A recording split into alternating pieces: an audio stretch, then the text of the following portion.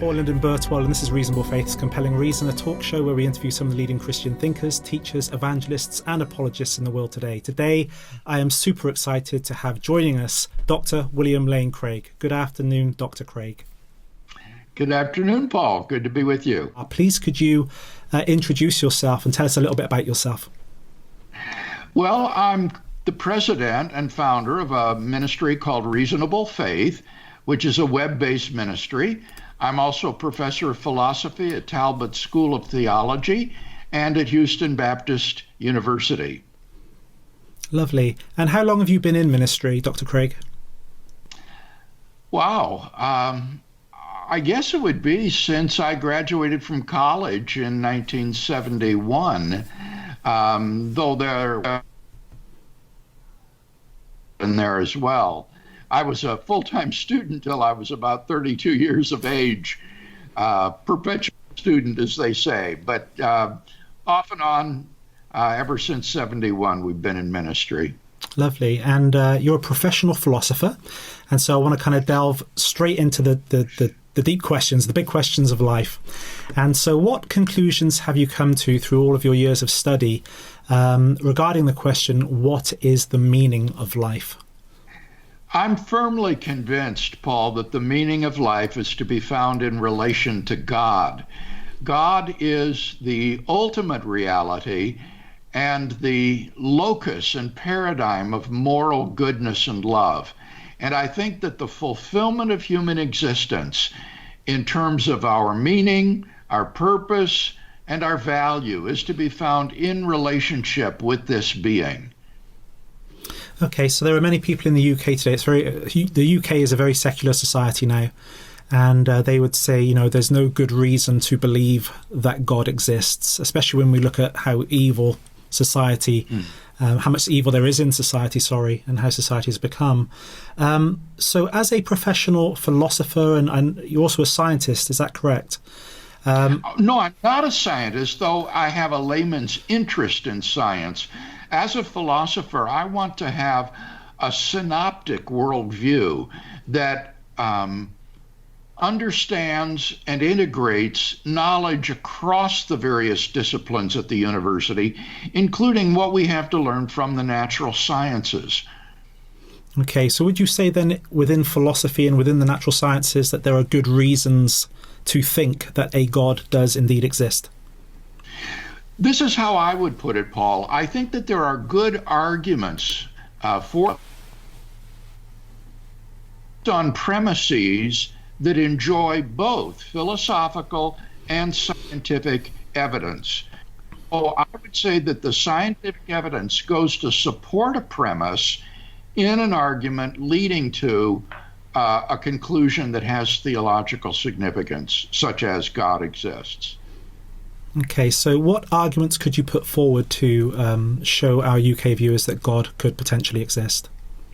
Well, I've defended quite a number of arguments for God's existence that I find really persuasive. One would be the argument that God is the best explanation for why anything at all exists rather than nothing. Another argument would be based upon the evidence for the beginning of the universe. I think God is the best explanation for how the universe came into being without a material cause. Another argument would be from the applicability of mathematics to the physical world. I think that the best explanation for the uncanny applicability of mathematics to physical phenomena is that the physical world is designed by a mathematical mind that has imbued it with such a mathematical structure. Another argument would be based upon the remarkable fine-tuning of the universe for the existence of embodied conscious life, which is best explained, I think, by saying it was designed to support those type of agents. Another argument would be based upon the objectivity of moral values and duties in the world. I think that all of us sense that there is a realm of objective moral truths, moral values and duties that impose themselves on us And the best explanation for this, I think, is to be found in a transcendent personal being who is the paradigm and source of moral goodness. I can't find any basis for the objectivity of moral values and duties in a naturalistic, atheistic worldview. And I also think that the very possibility of God's existence implies that God does exist. That is to say, if it is possible that God exists, then I think it follows logically that God does exist. Now, that's just to summarize, as if to give a title to each argument. Each one is developed in great detail with premises and evidence in support of those premises, but those would be just a sort of summary of many of the arguments that I've defended over the years in my career. You're very well known for popularizing the Islamic argument, the Kalam cosmological argument. And I believe it goes something along the lines of everything that comes into existence has an efficient cause. The universe came into existence, therefore the universe has an efficient cause. Could you explain for our viewers, could you break that argument down and explain how that points necessarily to God's existence? Well, if the argument is sound, it allows you to infer that there is an uncaused, beginningless, timeless, spaceless, immaterial, enormously powerful, personal creator of the universe.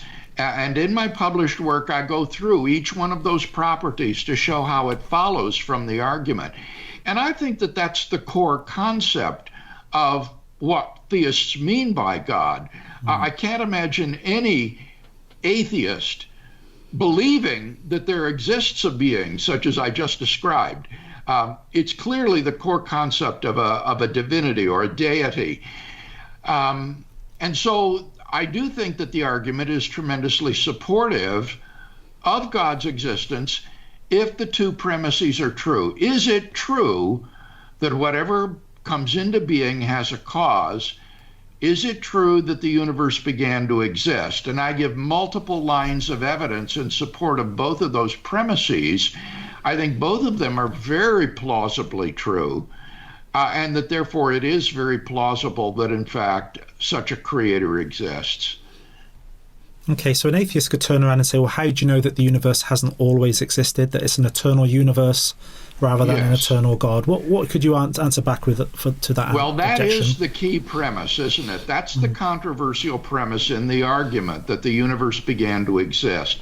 And in support of this premise, I offer both philosophical arguments and scientific confirmation.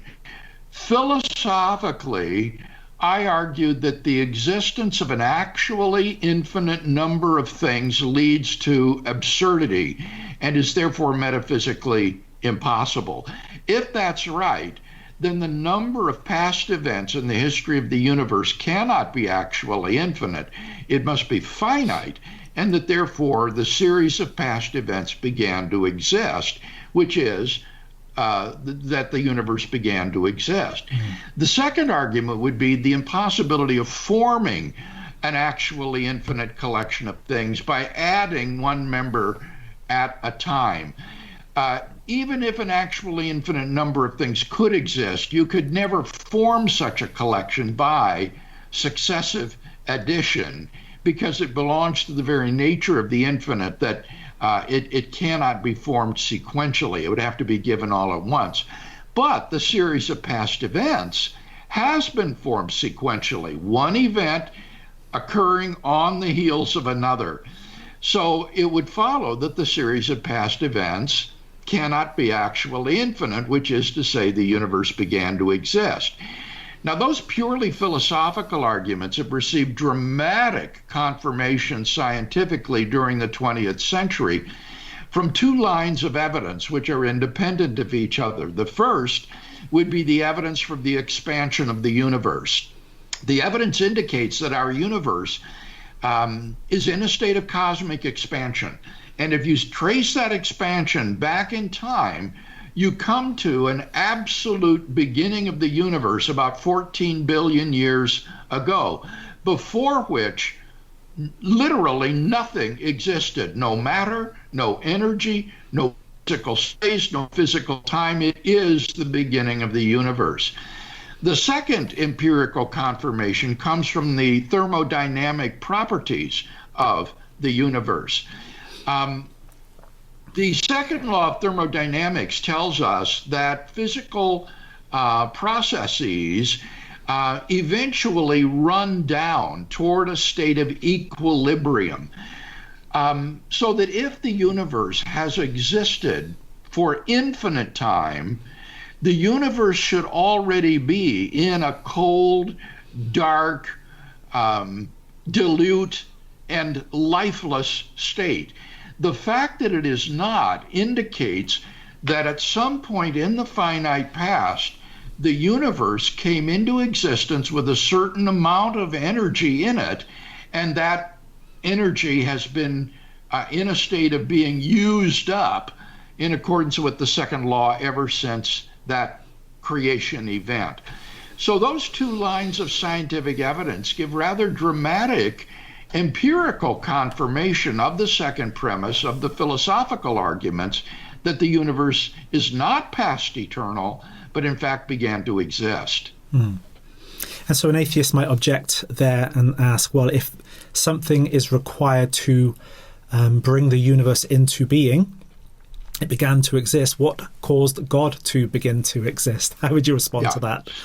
Well, I would say that the atheist has not been attentive to the first premise. Yeah. The first premise is that everything that comes into being or begins to exist has a cause, but it does not state that everything has a cause. If something is eternal and never began to exist, there's no reason to posit a cause for it. Indeed, it's hard to imagine how it could have a cause since there isn't anything before it. So what the argument requires is that you get back to an uncaused first cause, which I would argue transcends time and brought time and space into being, a timeless, spaceless being which created this space-time universe. Okay, so let's kind of shift gears a little bit here. Another popular objection that we hear in the UK is, if God is all good and if God is all loving and he's the source of all goodness, then where did evil come from? And why is evil so prevalent in the world today? Yeah, I think that the answer to both of those questions is that evil is a privation in the creaturely will. Now, what do I mean by a privation? A privation is an absence of right order. For example, in physics, cold has no positive reality. Cold is simply the privation of heat. Darkness has no positive reality. It's a privation of light. Now, obviously, that these things are privations of heat and light, one is not saying they're unreal. These are very real privations. Just go outside on a cold winter's day without a coat and you'll feel that privation of heat. So evil, I would say, is a privation of right order in the creaturely will that is the result of human freedom to rebel against God, to do what God does not will. And that as a result of that lack of right order, moral evil is introduced into the universe. And what about natural evils? Hurricanes, earthquakes, cancers, things like that? Yes. In a proper sense, those really aren't evils because there is no moral dimension to a fire or a tornado. They are simply the spin-offs of a universe which is operating according to natural laws. The fire that will heat your food will also burn you. So I would say that natural evils are the results of the universe being structured according to certain natural laws, and that is a very good thing, that the universe is so structured. Because apart from such a regular system of natural laws, rational behavior would be absolutely impossible.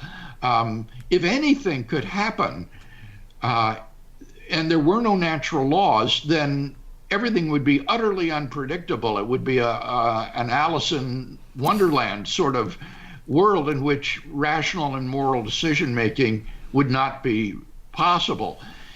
I would say, in addition to that, that the natural world is under the providence of an all-powerful and all-loving God.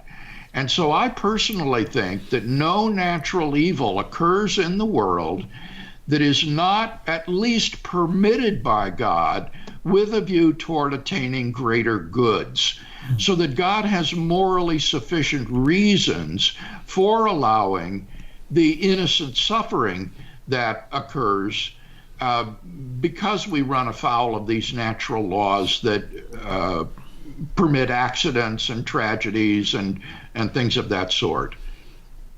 Okay.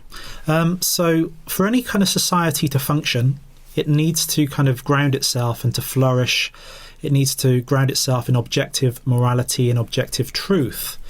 Now, in the UK, more and more they're trying to push God out of the picture, and they're trying to ground their own morality and ground their own truth in themselves.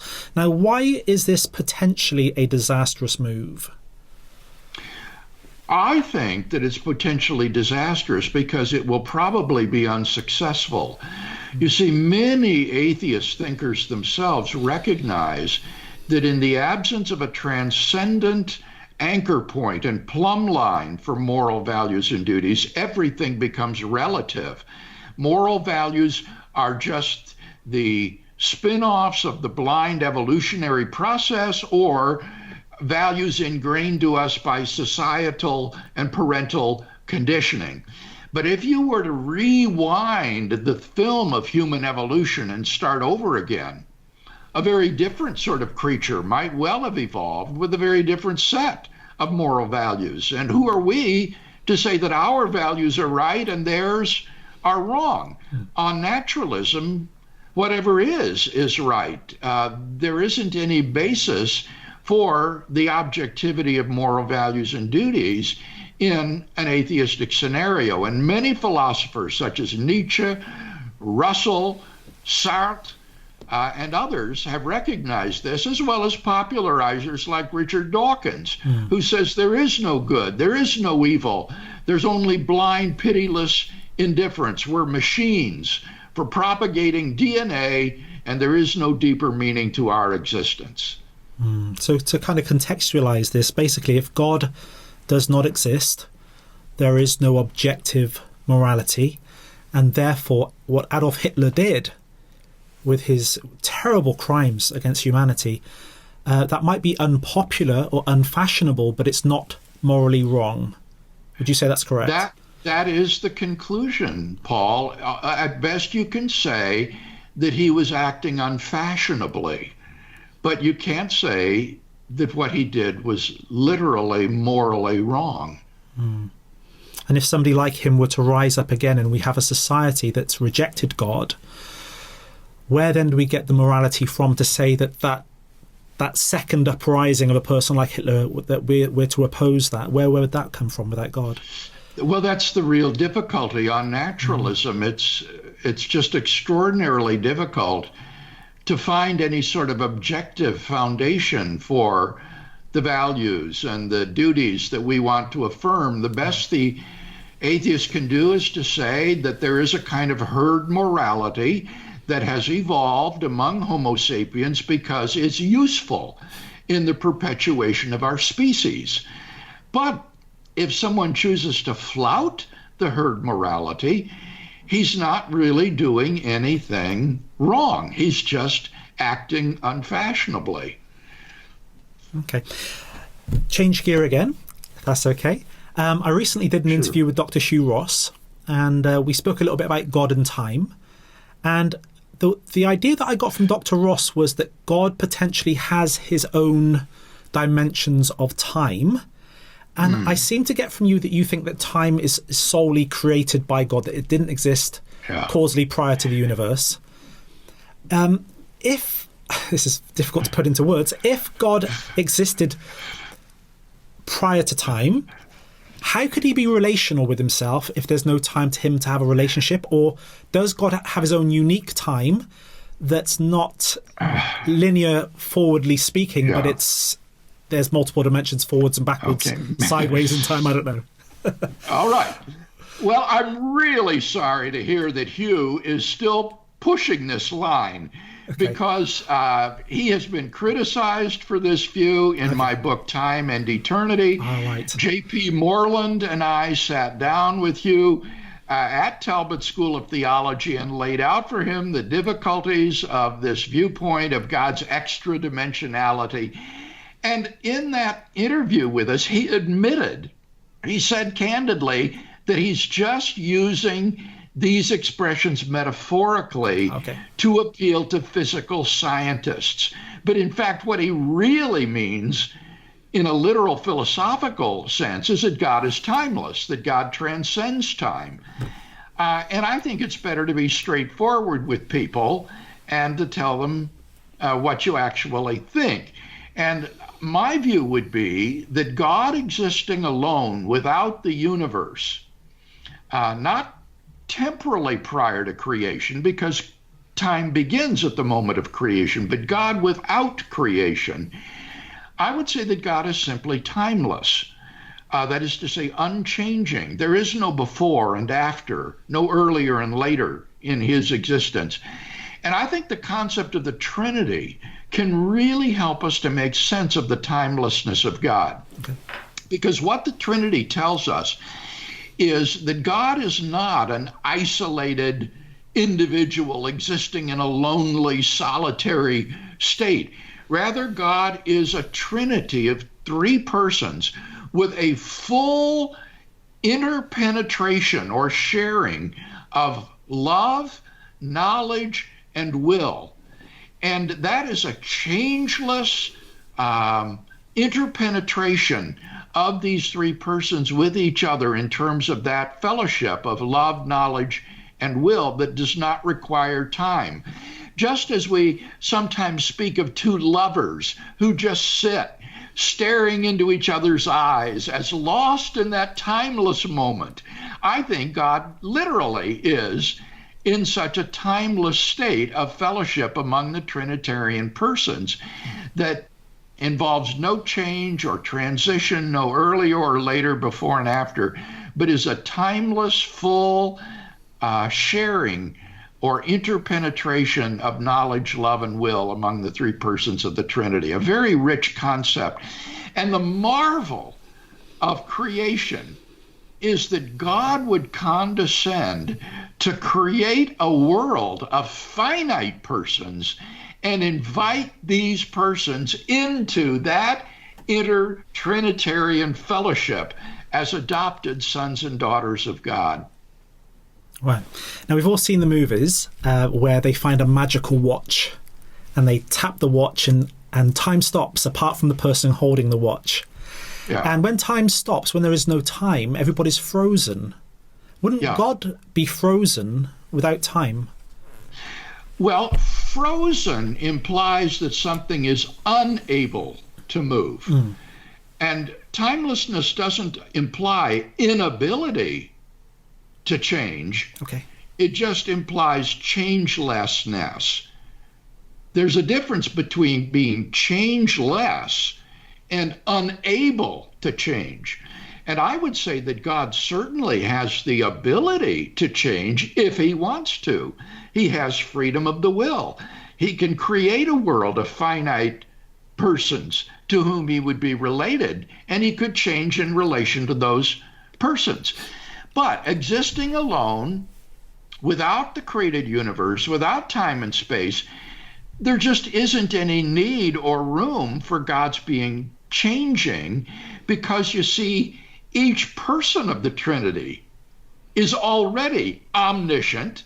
That is to say, he knows everything. There's nothing more to learn. He is morally perfect. There's no improvement to be had. Their will is in complete harmony. There's no chance of discord. So you see, I think that God can exist changelessly, without the world in this timeless state of fellowship among the persons of the Trinity. And there's simply no need to change, but that doesn't mean that he's unchangeable. Okay. Indeed, I think that God could and has the ability to create a world of changing creatures to whom he would then relate, and so he could enter into time in order to enjoy fellowship and temporal relations with temporal changing persons. Lovely. Okay, so are we saying then that when God decides to change, or God decides to will and act, that's when time begins? That's what I would say, yes. In other words, time, as I see it, is a concomitant of events. Time is a relation of before and after. And so in the absence of any events, there isn't any before and after. But if an event occurs, time immediately comes into being as well. So time is a concomitant or an accompaniment of the occurrence of events. This is called a relational view of time, which says that events, or the occurrence of events, is fundamental and foundational for the reality of time. And that's why I said in the absence of any events, there wouldn't be any time. Okay, excellent. I want to move on to the ontological argument, because I've read it, I've watched the videos on it, I've tried to understand it, but I kind of understand that if a maximally great being exists, then he exists in every possible world, because that's what a maximally great being would need to do if he was maximal. Yeah. And if he exists in any possible world, then of course he would have to exist in our world, because he's omnipresent and he's omniscient. I understand that. But why, if it's possible that he exists, that he must? That's the part I don't understand. Okay. You know, it's so funny you should ask that, because just before we completed our Skype call, I was reading Anselm's Proslogium about the ontological argument. And the key idea here is that in order to be maximally great, this being must be not only omniscient, morally perfect, omnipotent, but he must also have necessary existence, because it's greater to exist necessarily than merely contingently. So what that means is that if God exists in any possible world, then he has to exist in every possible world, because that's what necessary existence means. Necessary existence is to exist in every possible world. So God either exists in no possible worlds, to say he's impossible, or he exists in every possible world. Yep. So if God exists in one possible world, he exists in all of them. Now, another way of saying that is to say, if God's existence is possible, then it follows that God exists. So what the atheist has to say, the atheist has to say not simply that God does not exist. The atheist has to say it's impossible that God exists. Because if he exists in any possible world, if it's possible that he exists, then he exists in every world, including this one. So the atheist is a lot more radical than we think. It's not just that God doesn't exist. It's impossible that God exists. So I just invite people, I don't try to prove to them that God's existence is possible. I just say, what do you think? Do you think it's possible that God exists, or do you think it's impossible that God exists? And I think the concept of God is a perfectly coherent, possible concept, and therefore I think this is a good argument for God's existence. See, remarkably, it's that bit where we jump from that if it's possible that God exists, he exists in every possible world.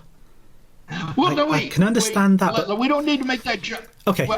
Well, you made a jump there. Okay. If it's possible that God exists, then he exists in a possible world. If it's possible that he exists, then he exists in at least one possible world. Yes. That's what it means to say that something is possible. If I say it's possible that you have red hair, that means there is a possible world in which you have red hair. Mm-hmm. Or if I say it's possible that I weigh 300 pounds, there's a possible world in which I weigh 300 pounds. So if you say it's possible that God exists, you're saying there's a possible world in which a maximally great being exists. Mm-hmm. And then the next move is to say, well, wait a minute. If he exists in one world, he exists in all of them, because a maximally great being has necessary existence, not just contingent existence. He can't just exist in some possible worlds, but not all of them. Otherwise, it's not necessarily existence. So if there's a maximally great being in one world, he's in all of them because he has necessary existence. Okay. What's to stop the objection that if it's possible that a maximally great being does not exist, he does not exist in any possible world, therefore God does not exist? That is absolutely sound reasoning. And that's why I said the atheist has to maintain it's impossible that God exists. So that's the choice that confronts us. Is God's existence possible? If it is, then he exists. If it's not possible, then necessarily he doesn't exist. So the argument can be run either way. Okay. But you need to decide. You need to decide on that key premise. Is it possible a maximally great being exists? Okay, that's given me a sore brain. So, well, you're very bold to attempt this in an interview. Okay, we're going to come to a close now, Dr. Craig, if that's okay. And Sure. In closing, please could you share with our UK viewers what steps they could take to start a relationship with this God through Jesus Christ? Well, I think that to have a personal relationship with God that he's created us to have involves, first of all, believing certain truths about God. You have to believe that God exists. And then I think you have to believe that God has revealed himself to us in the person of Jesus of Nazareth. You believe that you are morally culpable before this holy God for the wrongs that you've done. I think that we've all transgressed his moral law and therefore find ourselves guilty and culpable before him, needing his forgiveness. And then you need to believe that Jesus died to pay the penalty for your moral wrongdoing. We're all guilty of a capital offense, transgressing the moral law of God. And Jesus died in our place to meet the demands of divine justice so that we never have to die. He died for us. So we need to believe those truths, and that God raised Jesus from the dead as well in vindication of the efficacy of his death. But it's not enough just to believe those truths.